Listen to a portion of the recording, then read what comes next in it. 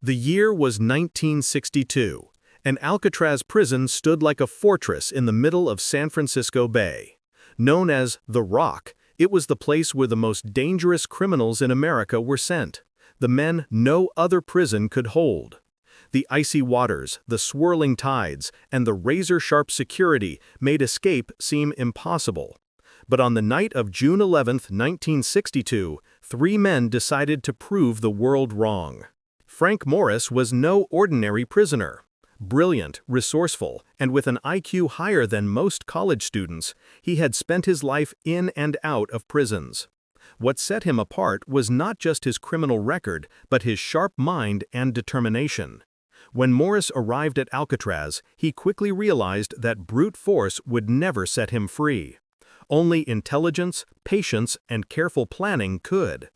It wasn't long before he found two brothers, Clarence and John Anglin, men who had grown up swimming in the icy rivers of Florida.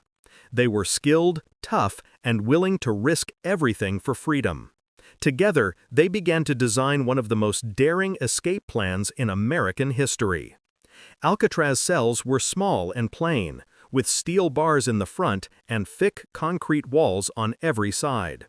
But behind each cell was an air vent, small but just large enough for a determined man to widen.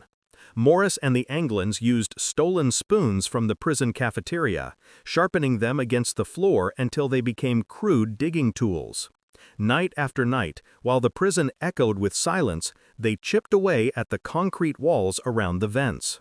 To cover the noise, Morris played his accordion loudly, masking the sound of scraping metal. To hide the holes, they painted cardboard pieces to look exactly like the cell walls and placed them over the vents.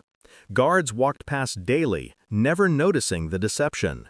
But that was only the beginning. The men also needed a way to fool the guards during bed checks. Using soap, toilet paper, and hair collected from the prison barber shop, they created dummy heads with lifelike faces. At night, they placed these in their beds, covering them with blankets to look like sleeping bodies. For the final stage, they needed a raft. Using more than 50 raincoats stolen from the prison laundry, they stitched and glued together a makeshift boat, waterproofing it with heat from steam pipes. It was a desperate invention, but it might just work. On the night of June 11, 1962, the plan went into action. Morris and the Anglin brothers crawled through their widened vents, squeezing behind the prison walls. The passageways were narrow, dirty, and dangerous, filled with pipes and sharp edges.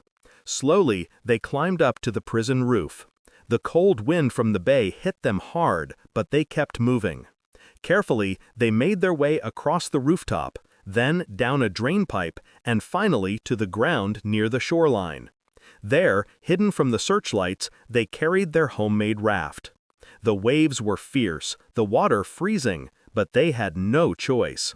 Inflating the raft with a stolen concertina, they pushed it into the black waters of the bay. Then, silently, the three men disappeared into the night. The next morning, guards conducted the routine bed checks. At first, everything seemed normal, until one guard tapped on Frank Morris's head and the dummy rolled off the bed. What he saw froze his blood. Within minutes, sirens blared across Alcatraz. Guards rushed to the cells, discovering the holes, the tools, and the missing men.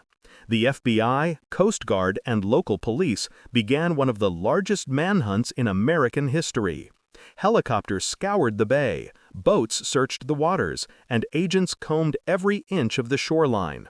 But the three men were never found. Some believe the escapees drowned in the icy waters, their bodies swept out to sea. The currents around Alcatraz are among the most dangerous in the world, and the odds of survival seemed slim. Yet no bodies were ever recovered. Others insist the men survived. Over the years, strange clues emerged. A postcard sent to the Anglin family, a photograph discovered in Brazil that appeared to show the brothers alive, even letters claiming to be from Frank Morris himself. The FBI officially closed the case in 1979, declaring the men presumed drowned. But to this day, the truth remains one of America's greatest mystery.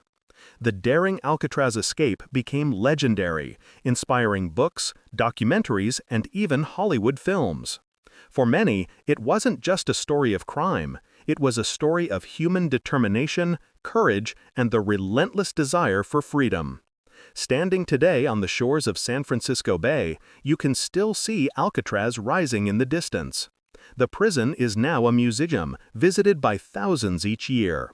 Guides tell the story of Frank Morris and the Anglin brothers, and visitors gaze at the cells where the daring plan began. Did they die in the waves, or did they vanish into a new life, far from the rock? The answer may never be known. But one thing is certain.